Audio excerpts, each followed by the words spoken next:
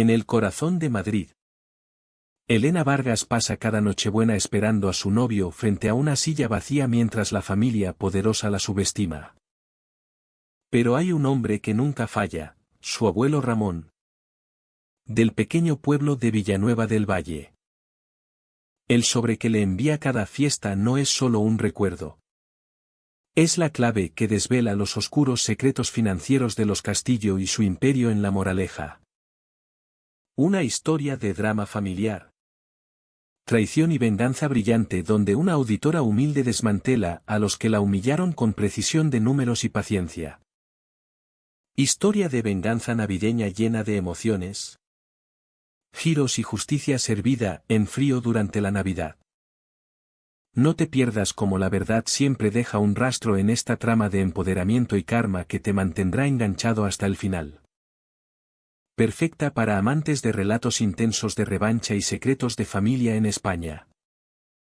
Pasaba cada fiesta esperando a él delante de una silla vacía y un nuevo mensaje de disculpa.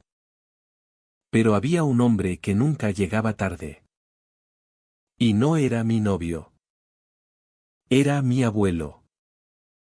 El sencillo sobre que me mandaba cada temporada no era solo un recuerdo. Era la llave que destaparía los secretos más oscuros de la familia de mi novio justo delante del árbol de Navidad. Me llamo Elena Vargas y tengo 34 años. Me gano la vida buscando lo que la gente intenta esconder entre columnas de números. Como gerente de controles financieros en Iberia Data Systems. En el centro de Madrid. Mi trabajo consiste en detectar la anomalía. La discrepancia. La bandera roja que todos pasan por alto porque solo miran el resultado final. Yo trato con riesgos. Trato con la verdad incómoda de que si un número no cuadra, no es un error. Es casi siempre una elección. Y aquella Nochebuena, sentada en el corazón de La Moraleja, estaba mirando la mayor discrepancia de mi vida. Era una silla. Una silla estilo Luis XV tapizada en brocado crema que probablemente costaba más que mi primer coche. Estaba colocada perfectamente en la mesa. La copa de cristal pulida hasta brillar como un arma. Los cubiertos de plata pesada alineados con precisión militar. Era el asiento de honor justo a mi lado. Y por tercer año consecutivo, estaba completamente vacío. El silencio alrededor de la mesa no era silencioso. Era un silencio pesado. Caro. Aislado por gruesas cortinas de terciopelo y siglos de dinero familiar. A mi alrededor. La familia Castillo se movía con la soltura ensayada de quien nunca se preocupa por la cuenta. Se oía el suave tintineo de la plata contra la porcelana. El murmullo de conversaciones educadas que no significaban absolutamente nada. Y estaba yo. Sentada junto al vacío. Agarrando el móvil bajo la mesa como si fuera un salvavidas. La pantalla se iluminó. Sabía lo que diría antes de desbloquearlo. La vibración en la palma me cayó como una pequeña descarga eléctrica. Una advertencia que debería haber escuchado meses atrás. Atrapado en el aeropuerto. Convocaron una reunión de emergencia del consejo. Lo siento mucho. Elena. Dale un beso a mamá de mi parte. Me quedé mirando las palabras. La pantalla se apagó y me devolvió mi propio rostro un segundo. Parecía cansada. No el cansancio físico, sino el agotamiento profundo del alma de quien lleva meses poniendo excusas por un fantasma. No contesté. Dejé el teléfono boca abajo sobre el mantel. El lino estaba tan almidonado que parecía papel. Pasé el pulgar por el borde del aparato, contando los botones de volumen. 1, 2, Estaba contando el tiempo que tardaría en instalarse oficialmente la humillación. No viene. ¿Verdad? La voz era suave, melodiosa y cargada de acero puro. Levanté la vista. Victoria Castillo me observaba desde el otro lado del centro de mesa. Un arreglo imponente de rosas blancas y bayas de invierno que seguramente costaba 2000 euros. Sonreía. Era una sonrisa aterradora. De las que enseñan dientes pero no calor. Como un tiburón reconociendo a un nadador en apuros. Se le complicó, dije. Con la voz firme. Yo era buena en esto. Era profesional. Un tema del consejo. Victoria. Ella hizo un sonido delicado que expresaba tanto lástima como superioridad. Alargó la mano hacia su copa de vino. Y la pulsera de diamantes le brilló con la luz de la araña. Los hombres de éxito son así. Elena, dijo, dando un sorbo lento a su Rioja. Primero pertenecen al mundo y después a nosotras. Te acostumbras. Yo lo hice con Eduardo. Señaló vagamente hacia la cabecera de la mesa donde su marido ignoraba la conversación para mirar su propio BlackBerry. Tienes que aprender a ser flexible, continuó, clavando sus ojos en los míos. Es el precio de entrar en la familia. Querida. Sonaba a consejo. Sonaba a intento maternal de consolar a una novia decepcionada. Pero yo sabía que no. Era una orden. Era el manual de instrucciones para ser esposa de los Castillo, callada. Decorativa y nunca preguntar de dónde viene el dinero ni el marido. Miré alrededor. El árbol en la esquina medía 4 metros. Un abeto perfecto cubierto de adornos que parecían sacados de un museo. Paquetes envueltos en papel dorado y plateado se amontonaban debajo. Todo en aquella sala era bello. Todo era de alta calidad. Todo gritaba valor. Pero al mirar la silla vacía a mi lado, la realidad me golpeó con la claridad fría de una auditoría. Ellos amaban el valor. No amaban a las personas. Amaban la idea de Javier. El hijo exitoso. El financiero. El hombre importante y ocupado.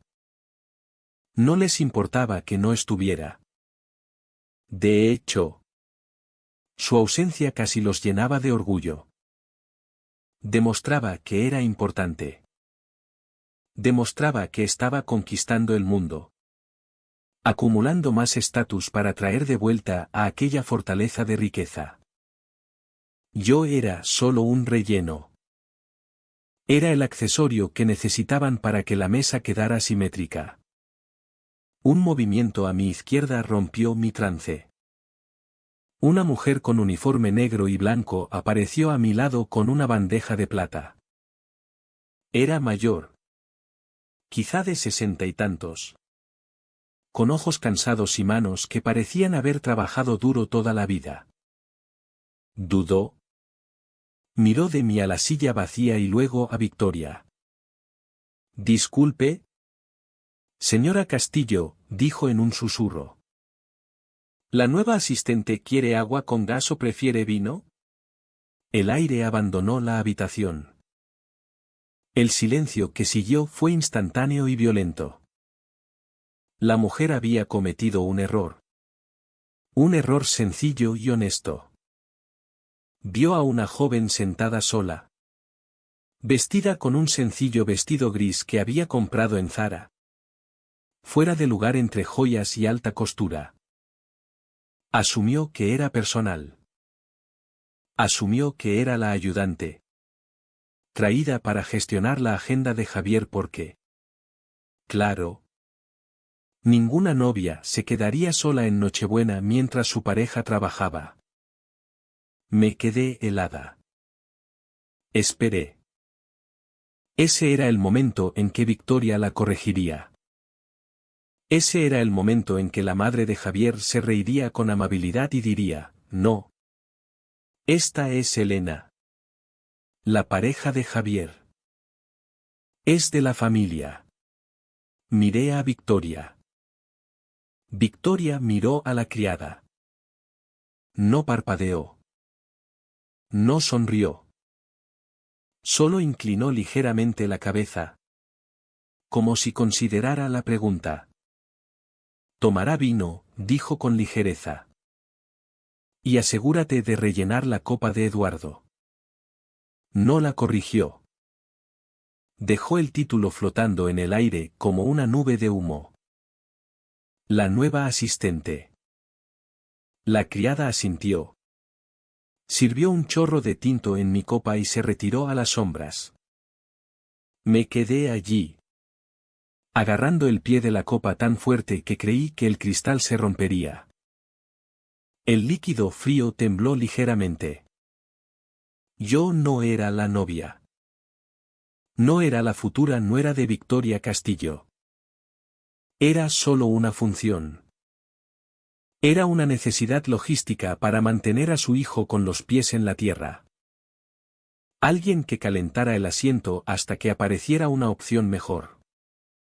Respiré hondo. En mi cabeza fui a mi lugar feliz. Fui a la hoja de cálculo mental donde organizaba mi vida. Activo, autoestima. Pasivo, esta cena. Valoración actual, 0. Quería levantarme. Quería tirar el vino sobre el mantel impoluto. Quería gritar que dirigía un equipo de 15 personas. Que había detectado un error de 3 millones de euros el trimestre pasado que salvó a mi empresa de una inspección de Hacienda. Quería decirles que yo era real. Pero me quedé sentada. Yo era controladora. No explotaba. Observaba. Documentaba. Di un sorbo al vino. Sabía a metal. Gracias, dije al aire vacío. Victoria ya había pasado página y contaba una anécdota sobre el gala benéfica que organizaba para primavera. Hablaba de donaciones fiscalmente eficientes y filantropía estratégica. Yo miraba cómo se movían sus labios. Miraba cómo Eduardo asentía sin escuchar. Entonces mi móvil vibró otra vez. Miré la pantalla. Las 7:11 de la tarde. El corazón me dio un vuelco. No era Javier. Javier nunca llamaba a las 7:11. Javier llamaba en intervalos caóticos. Cuando su agenda le dejaba 3 minutos libres. Pero las 7:11 eran un código. Eran un ritmo. Contesté. El identificador era una foto granulada de un viejo columpio en un porche. Abuelo Antonio. Llamaba cada fiesta exactamente a las 7:11. Era su firma. Cuando era niña me dijo que el 7 y el 11 eran números de la suerte. Los únicos que necesitabas para ganar a los dados.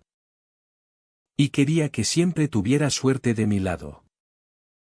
Pero al crecer entendí que no era suerte. Era constancia. Era disciplina. Me levanté de la silla. Disculpad, murmuré. Tengo que contestar. Victoria agitó una mano despectiva sin interrumpir su discurso sobre el precio exorbitante del catering. Salí del comedor. Recorrí el largo pasillo lleno de retratos de castillos muertos que parecían juzgar mis zapatos y entré en el recibidor. El aire allí era más fresco. Me puse el teléfono en la oreja. Hola. Elena, su voz era grava vieja en roble. Era el sonido de mi infancia en Villanueva del Valle. El sonido de un pueblo que trabajaba para vivir. Era el sonido de un hombre que no tenía smoking pero sí palabra. «Feliz Nochebuena». «Abuelo», susurré. Tenía la garganta cerrada. Estar en aquella mansión con el fantasma de un novio y una familia que me tomaba por el servicio. Oír su voz me daban ganas de llorar. «¿Estás sentada en la silla?», preguntó. Lo sabía. Siempre lo sabía. Sí, dije. No ha venido otra vez. El consejo. El consejo. Claro, dijo Antonio. No había enfado en su voz. Solo un reconocimiento seco y factual. Los hombres importantes tienen reuniones importantes. Me siento estúpida. Abuelo, admití. Apoyando la frente contra el frío cristal de la puerta principal. Fuera nevaba en copos perfectos de cine. Parecía una bola de nieve. Hermosa y atrapada. Estás aquí dejando que te traten como un mueble. Tú no eres un mueble. Elena, dijo Antonio. Tú eres la que revisa los libros. Nunca lo olvides. Lo sé. Escúchame, su voz bajó una octava. Se volvió seria como cuando me enseñó a conducir o a cuadrar un talonario o a detectar a un mentiroso. No dejes que nadie escriba tu historia por ti. Tú tienes la pluma. Siempre la has tenido. Era la frase que repetía cada fiesta. Normalmente la tomaba como un consejo cariñoso de abuelo sobre ser independiente. Pero aquella noche, a la sombra de la riqueza de los Castillo, las palabras golpearon distinto. Javier estaba escribiendo mi historia. Me escribía como la novia paciente y sufrida. Victoria estaba escribiendo mi historia. Me escribía como la asistenta de bajo nivel. El parche temporal. Estoy cansada de su historia. Abuelo, dije. Bien, contestó Antonio. Entonces empieza a leer la mía. ¿Qué? El sobre, dijo. ¿Lo trajiste? Instintivamente metí la mano en el bolsillo de la chaqueta. Sentí la esquina afilada del papel. Mi abuelo era hombre de tradiciones. Desde que yo era niña, estaba distanciado del resto de la familia. Lo llamaban, el que desaparece.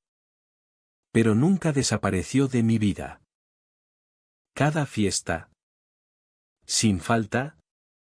Un sobre marrón sencillo llegaba a mi piso 2 días antes. Nunca contenía dinero. Nunca contenía una tarjeta con saludo genérico.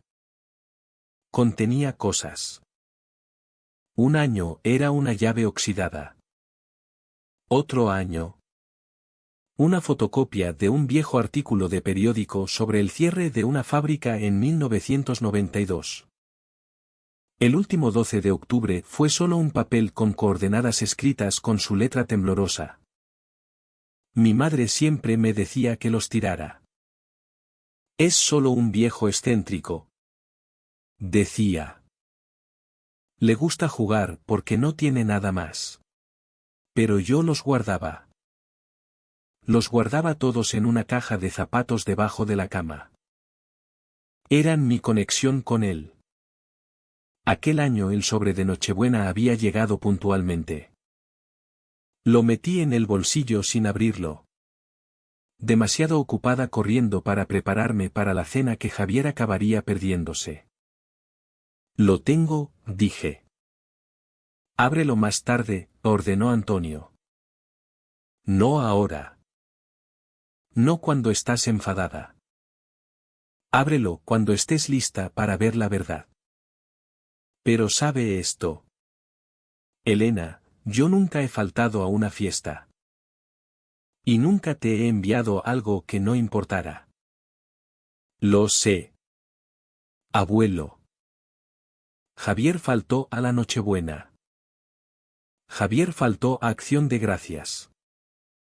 Javier faltó a tu cumpleaños. Pero yo no falto a las cosas. Y esta noche lo que llevas en el bolsillo pesa. ¿Lo sientes? Apreté el sobre a través de la tela. Sí que pesaba. Más que una carta. Más que una foto.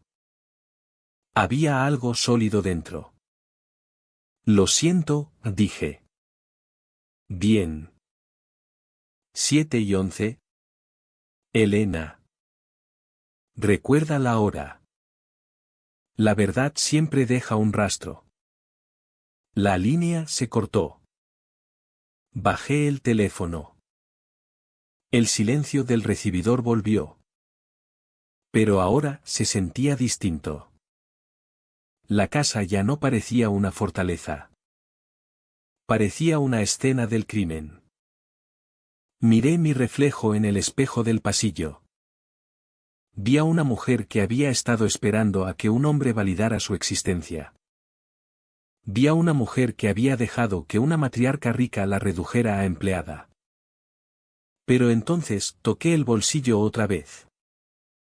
Javier tenía un mensaje de texto. Victoria tenía un comentario sarcástico.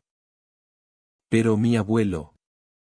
El hombre que vivía en una casita con revestimiento de vinilo y conducía una furgoneta de 20 años. Me había dado otra cosa. Me había dado un arma. Solo que aún no sabía cómo dispararla. Me di la vuelta y miré hacia el comedor. Oía a Victoria reír. Un sonido tintineante como cristal rompiéndose. Veía el respaldo de la silla vacía esperándome. Volví a entrar. Me senté. ¿Todo bien?, preguntó Victoria sin levantar la vista del plato. Una emergencia familiar. No, dije, cogiendo el tenedor. Solo un recordatorio de la hora. Ah, levantó una ceja. ¿El contador corre? Se rió de su propia broma. La criada. La que me había tomado por asistenta. Rellenó mi vaso de agua con mano nerviosa. Algo así, dije. Corté el cordero asado. Mastiqué despacio. Dejé que el silencio se estirara. Pero esta vez no me ahogaba en él. Lo controlaba. Bajo la mesa mi mano descansaba sobre el bolsillo. El sobre estaba caliente contra mi cadera. No sabía qué había dentro. Pero sabía una cosa con certeza: Javier Castillo había faltado a todas las fiestas. Había faltado a los momentos que hacen una vida. Pero mi abuelo rico. Él nunca había faltado a nada. Y mientras miraba el árbol brillante y las sonrisas falsas de la familia que me despreciaba, tuve la sensación eléctrica y hundiéndose de que lo que llevaba en el bolsillo iba a prender fuego a toda aquella casa. Para entender por qué me senté en aquella mesa con la espalda de acero, tienes que entender de dónde vengo. Y para entender de dónde vengo, tienes que entender Villanueva del Valle y al hombre al que todos llamaban el que desaparece. Villanueva del Valle no era la moraleja. En Villanueva las casas tenían revestimiento de vinilo que se agrietaba cuando el invierno apretaba. Los porches se hundían un poco, como hombros cansados. Era un pueblo de turnos. Cuotas sindicales y menús del día en el bar de la plaza.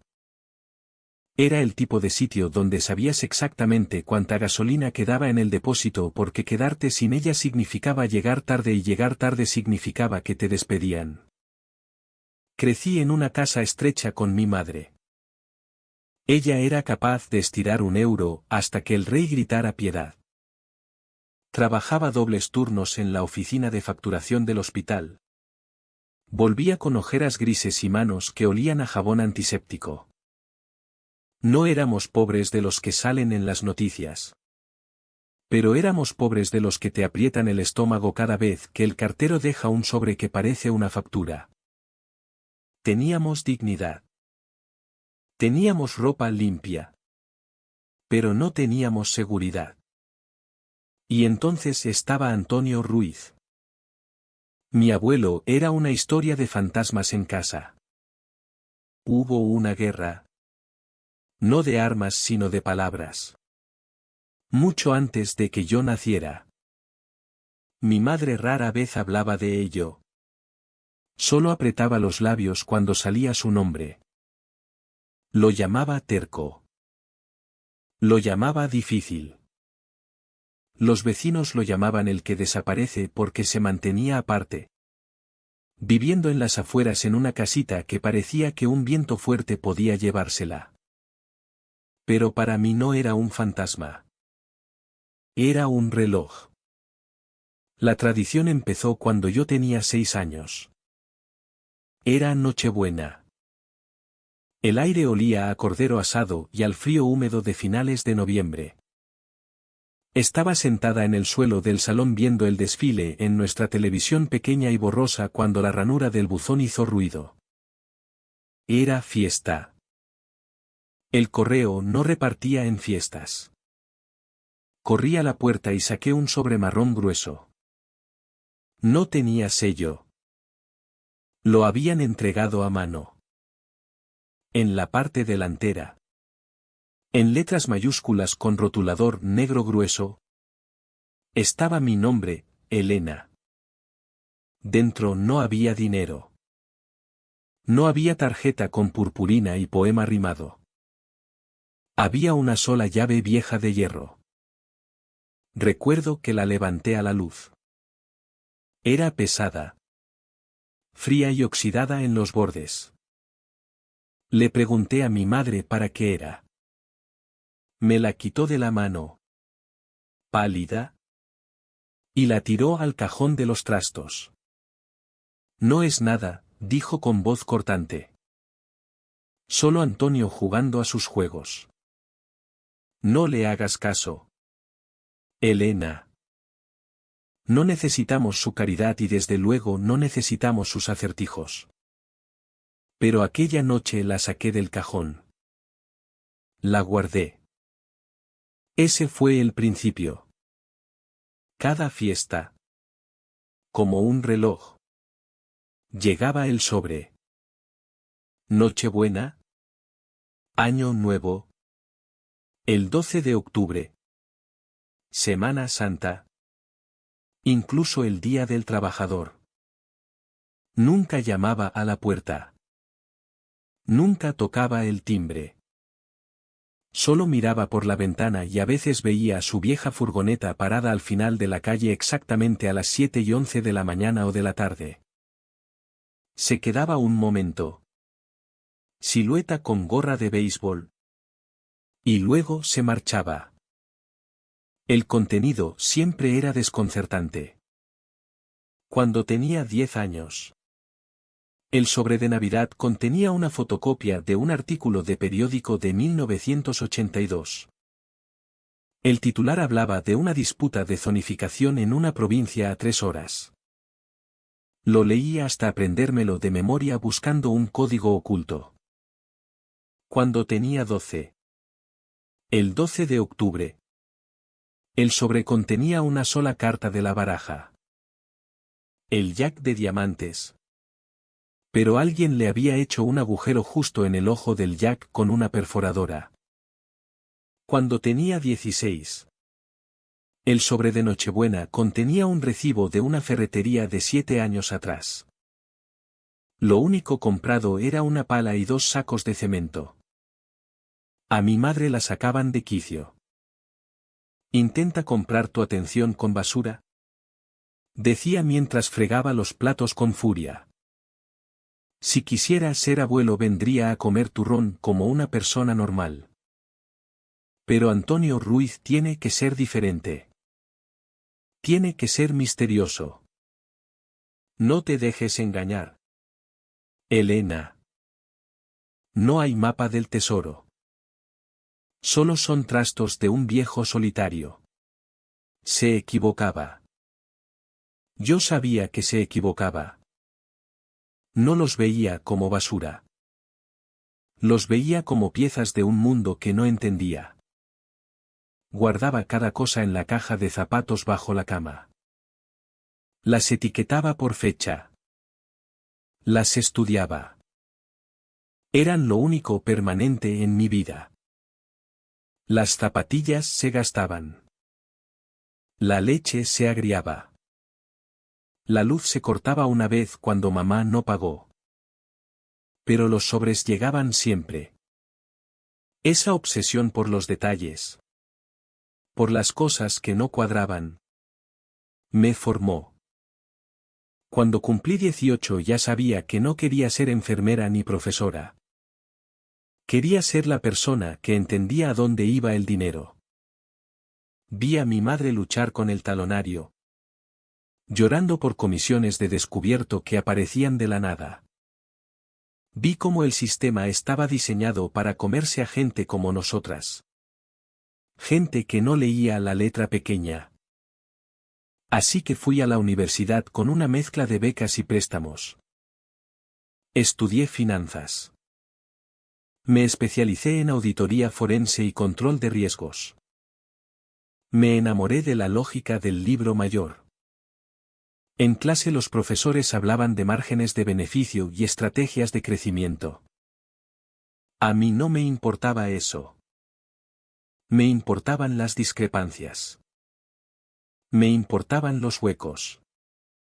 Me importaba la historia que los números intentaban esconder. Quería asegurarme de que nadie pudiera mentirme nunca con una hoja de cálculo. Quería asegurarme de que nunca me desalojarían porque no entendía los términos de un contrato. Trabajé de camarera en la universidad. Ahorrando cada céntimo. Me gradué la primera de la clase. No porque fuera la más lista. Sino porque era la más asustada. El miedo es un motivador excelente. Te despierta a las 5 de la mañana para estudiar derecho fiscal. Cuando conseguí el puesto en Iberia Data Systems sentí que por fin había levantado un muro entre mí y la pobreza de Villanueva del Valle. Ganaba buen dinero. Dinero de verdad. Pero no me compré un Mercedes. No me compré bolsos de firma. A los 30 compré un dúplex en un barrio obrero de Usera. Era feo. Tenía moqueta marrón y paneles de madera de los 70. Pero los números cuadraban. Vivía en una mitad y alquilaba la otra. El alquiler pagaba la hipoteca. Por primera vez en mi vida podía respirar. Recuerdo estar sentada en el suelo de aquel piso vacío el día que cerré la compra. Comía comida china para llevar. Escuchando el zumbido de la nevera que era mía. El móvil sonó. Eran las 7:11 de la tarde. Era 12 de octubre. Hola, contesté. Compraste el edificio, dijo Antonio. Sin hola. Sin enhorabuena. Sí, dije. ¿Cómo lo sabías? Lo sé, dijo. Es un buen activo. Cimientos sólidos. No cambies el tejado hasta el año que viene.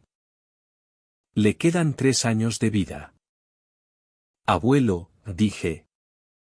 Sintiendo una oleada de emoción. ¿Por qué no vienes a verlo? Puedo hacer la cena. Hubo una larga pausa al otro lado. Todavía no, dijo. Tú estás construyendo tus cimientos. Yo solo vigilo el perímetro. ¿Por qué lo haces? Pregunté. ¿Los sobres? Las cosas. ¿Por qué no mandas simplemente una tarjeta? La gente miente. Elena, dijo. Su voz era áspera. Como lija sobre madera. Las palabras son baratas. Puedes decir te quiero y no sentirlo. Puedes decir lo siento y volver a hacerlo. Pero las cosas. Los documentos. Las fechas. No tienen sentimientos. No mienten. La verdad siempre deja un rastro. Solo tienes que estar dispuesta a recoger las migas. Ese era el mantra.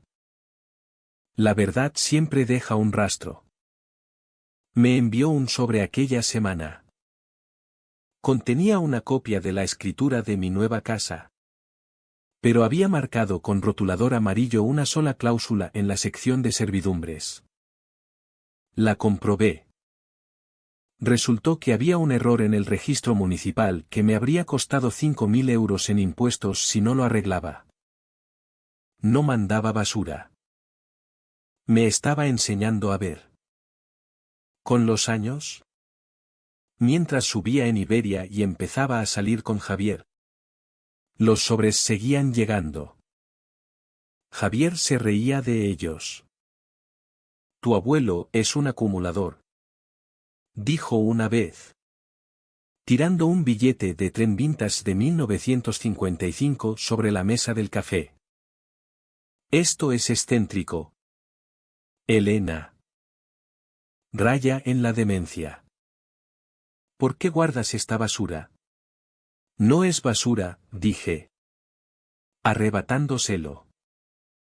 Es historia. Es basura, rió Javier.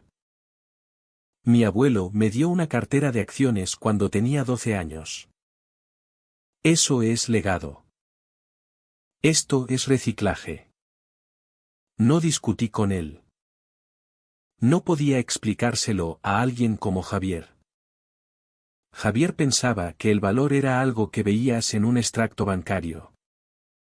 No entendía que el valor también estaba en las cosas que protegías. Pero aquí está lo que no sabía.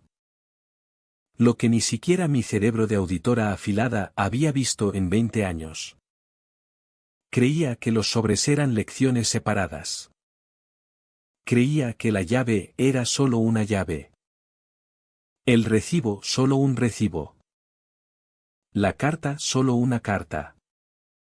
Creía que eran ejercicios aleatorios de observación diseñados para hacerme aguda. Diseñados para convertirme en la clase de mujer que no podía ser engañada. Me equivocaba. Estaba sentada a la mesa de los Castillo, con las manos sudando contra el sobre de Nochebuena en el bolsillo. Y por fin entendí algo que me puso los pelos de punta. Antonio Ruiz no solo me había estado enseñando. Me había estado pasando datos. Me había estado enviando piezas de un puzzle. Un borde dentado cada vez. Durante 3 décadas me había estado mandando un dossier. Había estado sacando la evidencia de su casa a la mía. Justo bajo las narices de todos. La llave. El recibo. El billete de tren. Las coordenadas. Los nombres. No eran aleatorios. Estaban conectados.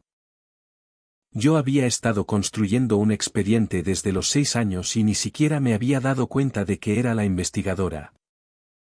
Pensé en la riqueza de los Castillo. La ostentosa. Ruidosa. Desesperada necesidad de ser vistos como ricos.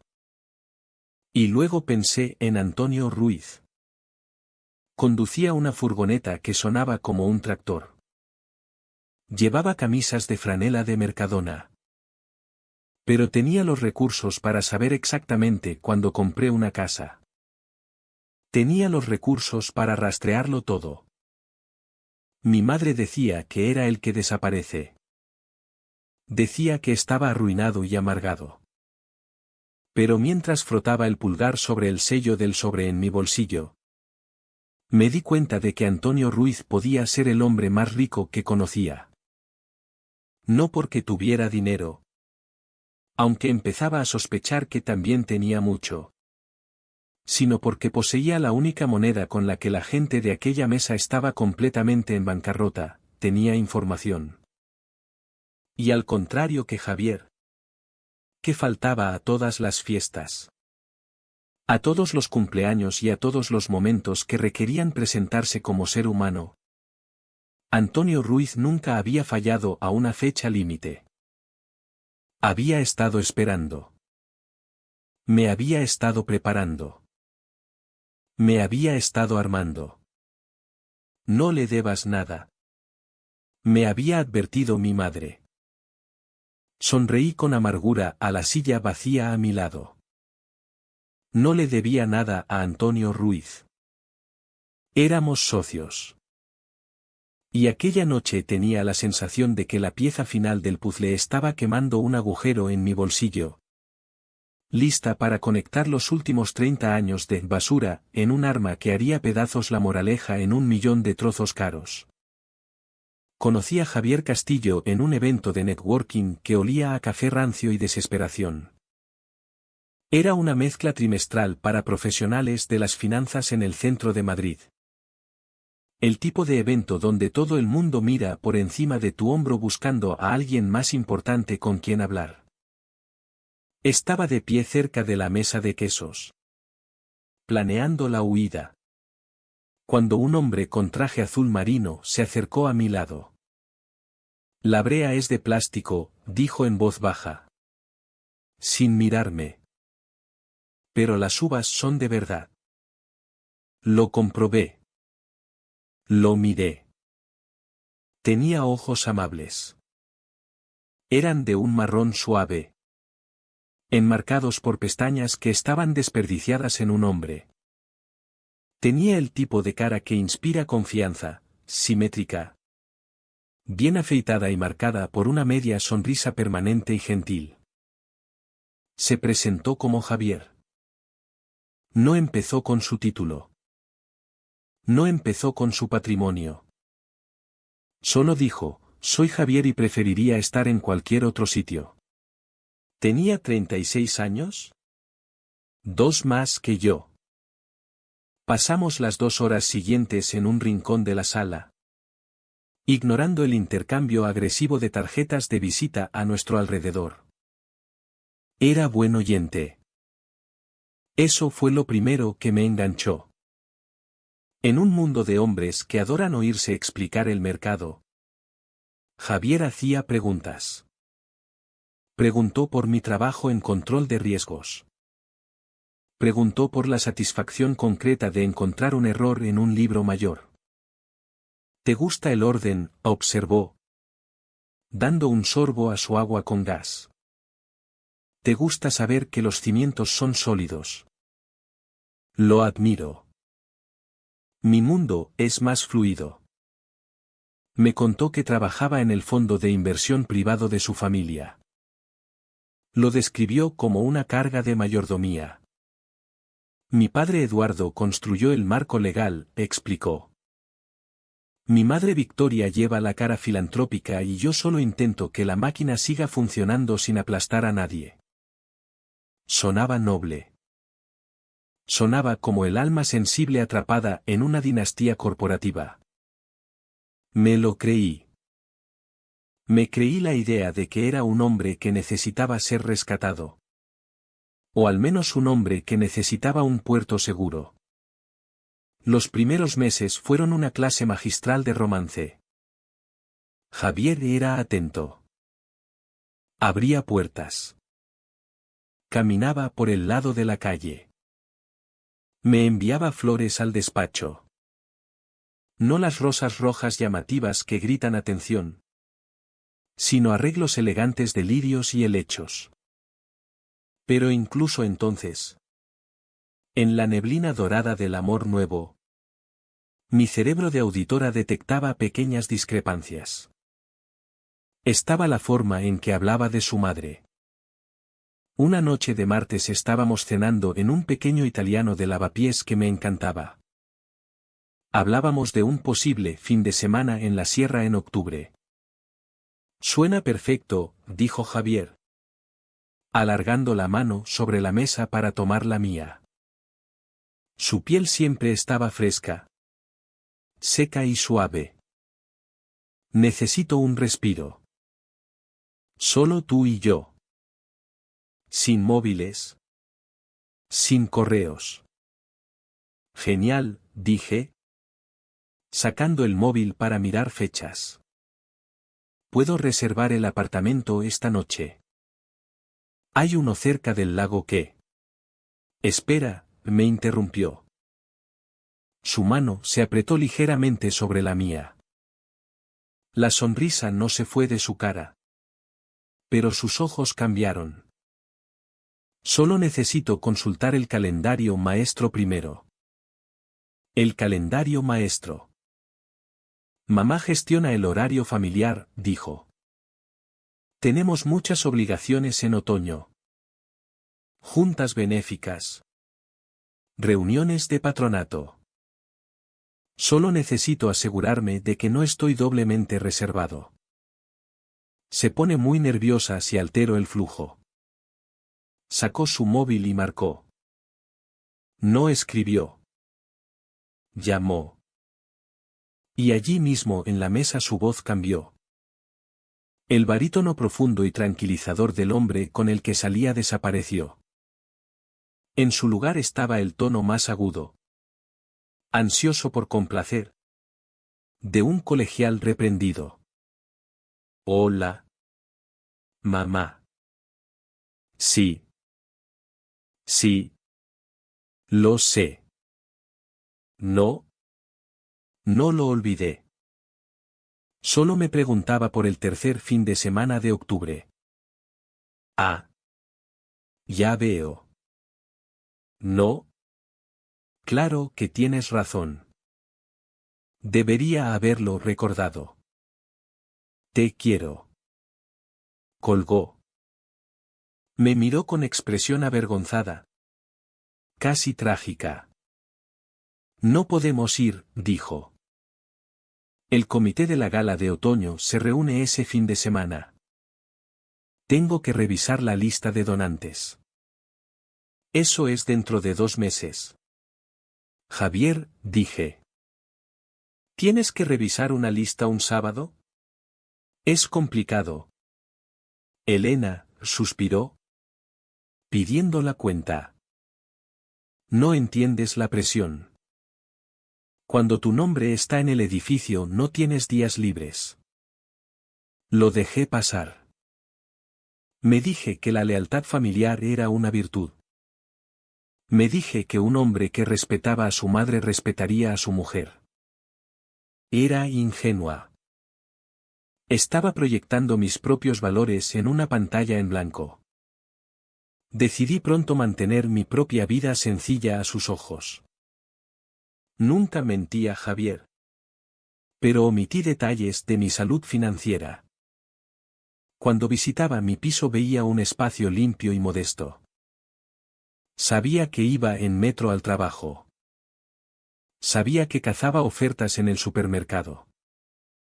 No le hablé de las 2 propiedades que tenía en alquiler. No le hablé de que mi fondo de emergencia era en realidad un búnker contra huracanes de ahorros de alta rentabilidad. Quería que me quisiera a mí. Elena Vargas de Villanueva del Valle. No a Elena Vargas. La inversora astuta. Y, siendo sincera, tenía miedo. Tenía miedo de que si le enseñaba mi pequeño montón de riqueza a una familia como los Castillo se rieran. Mis activos ganados con esfuerzo probablemente eran un error de redondeo en su presupuesto mensual. Así que interpreté el papel de la novia trabajadora y ahorradora. Resultó que les gustaba ese papel para mí. Les hacía sentir benévolos. El verano dio paso al otoño y empezó la temporada alta. Los niveles de estrés de Javier parecían dispararse. Comprobaba constantemente su BlackBerry. Cancelaba cenas en el último momento citando gestión de crisis en el fondo. Lo siento mucho, decía. Con la voz cargada de agotamiento. Mi padre me tiene revisando un activo en apuros en Toledo. Tengo que estar allí. Le creía. ¿Por qué no? Era un castillo. Eran importantes. La gente importante tenía emergencias. Luego llegó la promesa. Era principios de noviembre. Paseábamos por el retiro. Las hojas se volvían crujientes y marrones. Javier se detuvo cerca de la fuente y me giró hacia él. Parecía sincero. Parecía el hombre que conocí en el evento. Sé que he estado ausente últimamente, dijo. El fondo ha estado caótico. Pero las fiestas son sagradas. Te lo prometo. Elena. Nochebuena. Año Nuevo. Reyes, soy tuyo. Quiero integrarte como es debido. Sin más ausencias. ¿Lo prometes? Pregunté. Lo juro, dijo. No me perderé ni una. Le creí.